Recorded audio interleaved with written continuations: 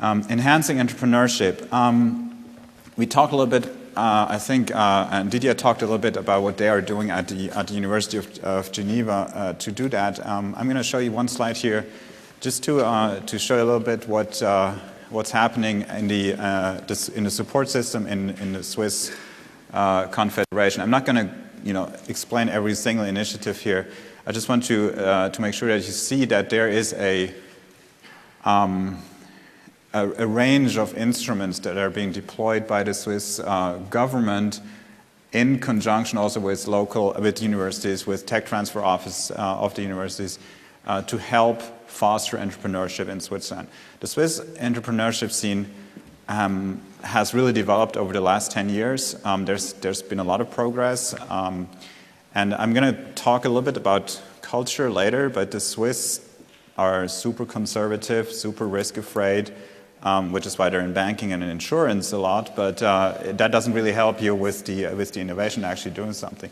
And I mean, I'm sure you've heard that before, but in Europe and in Switzerland specifically, failure is not really something you want to have happening to you. This is kind of like, that's, it is, you're branded.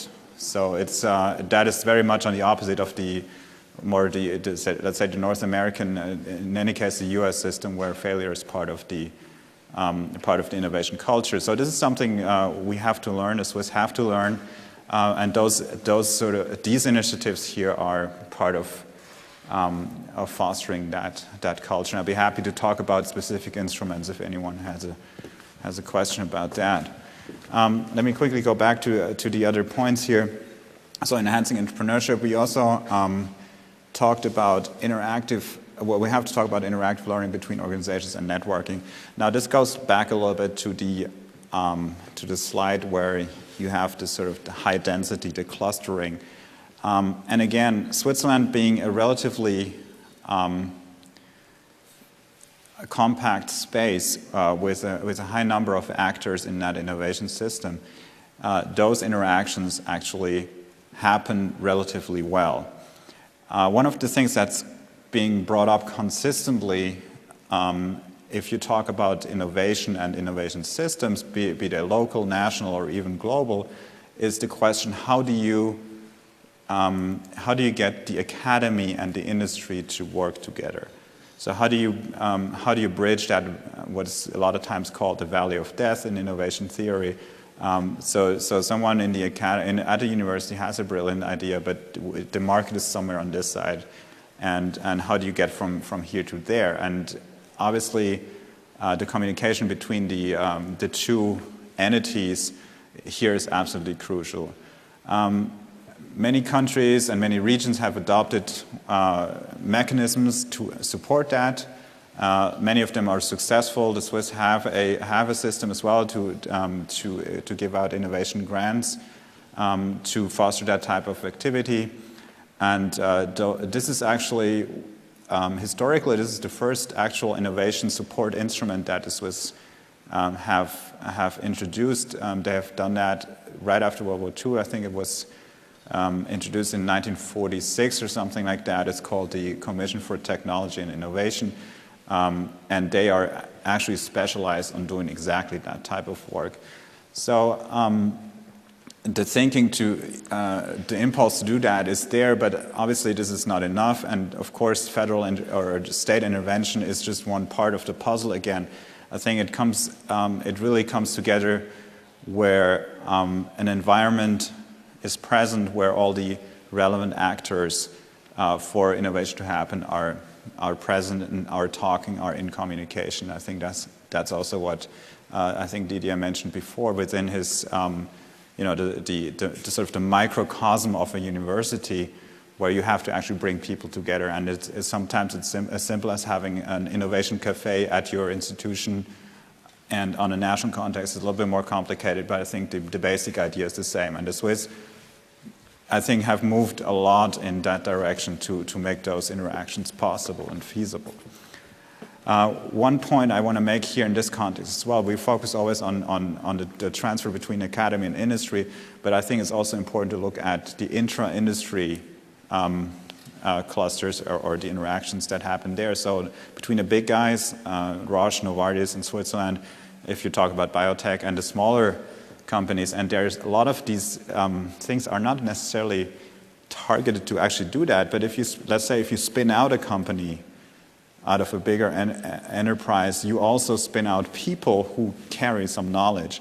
If you buy a company, you integrate knowledge into your company. If you have, if you buy something from a supplier and you give that supplier feedback on how good that product is, again, this is actually part of that interaction between all the actors. And I think we should, if we look at the system, it's probably a good idea not to just focus on one interaction, but really just to try and see all the different interactions and try to identify where are possible potential gaps. And this is not just in the interest of the state or the local government, but it's also in the interest of the industry, of the industrial players themselves. So they should do that as well. Now, creating and changing institutions. Now, this is, you know, a lot of the innovation stuff. If you look at it at the bench, and if you look at it at, you know, like the colorful stuff that kind of sloshes around in your test tube, that is exciting. What's less exciting a lot of times is what, you know, IPR regimes, tax and regulatory, framework conditions. But these are actually absolutely crucial. The reason why.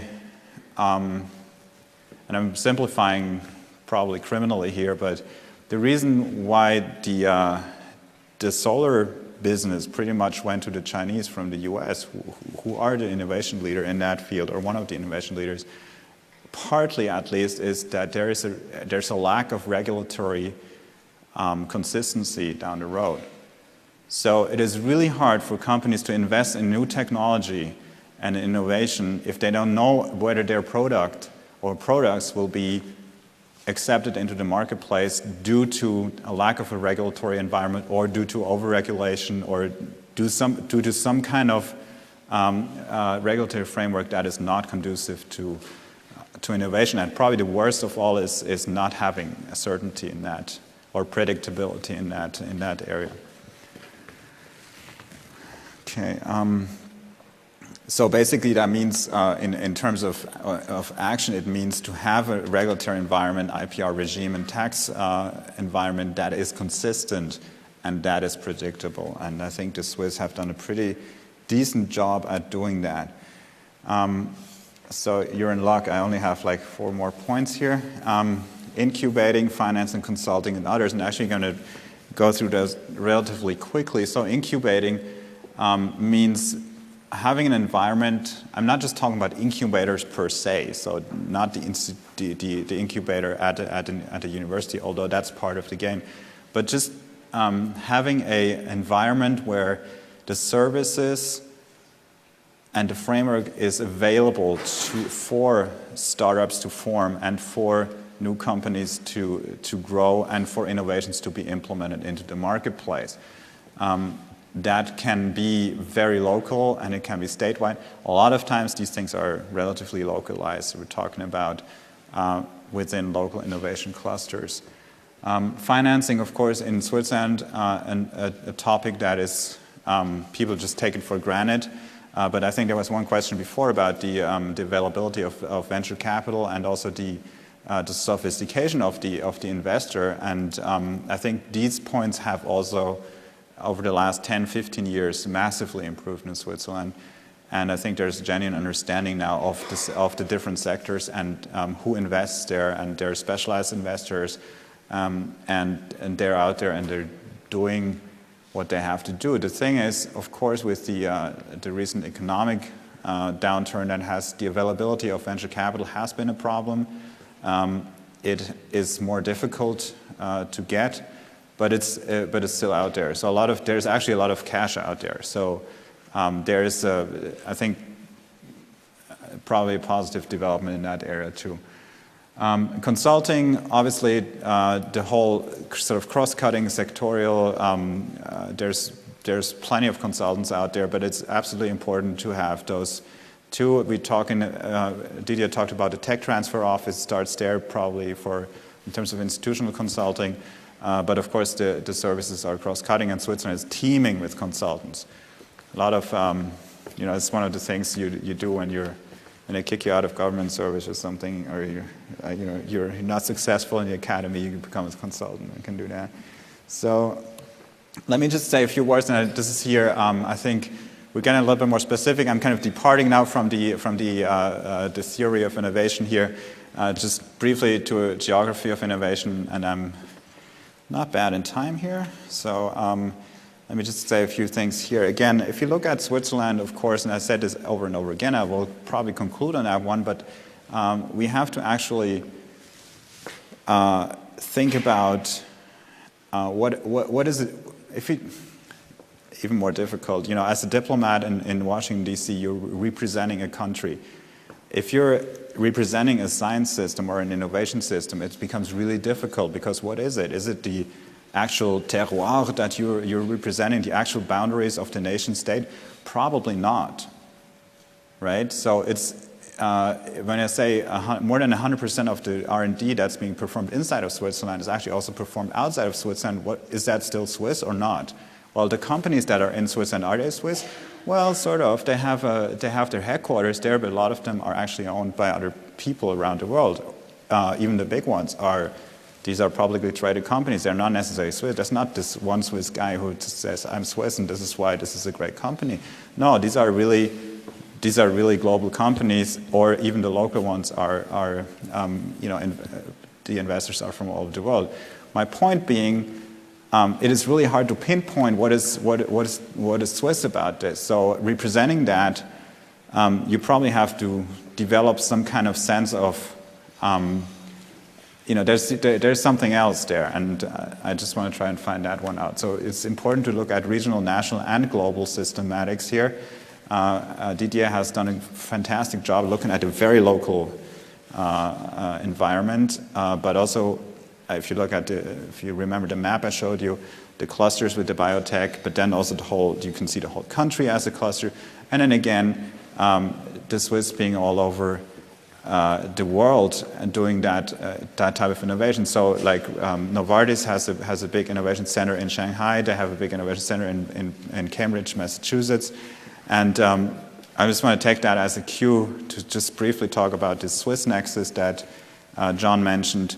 So in Cambridge, we have a Swiss nexus, which is a dedicated science consulate. They are in charge of connecting, remember the connecting thing?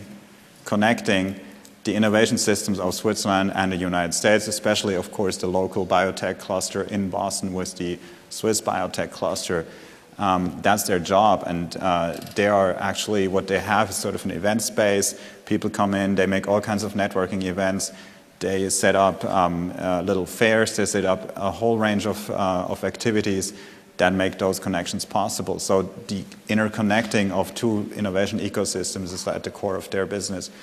We have similar institutions in San Francisco for Silicon Valley, one in Shanghai, one in Singapore, and one in Bangalore. At this time, we're going to probably do one in Brazil.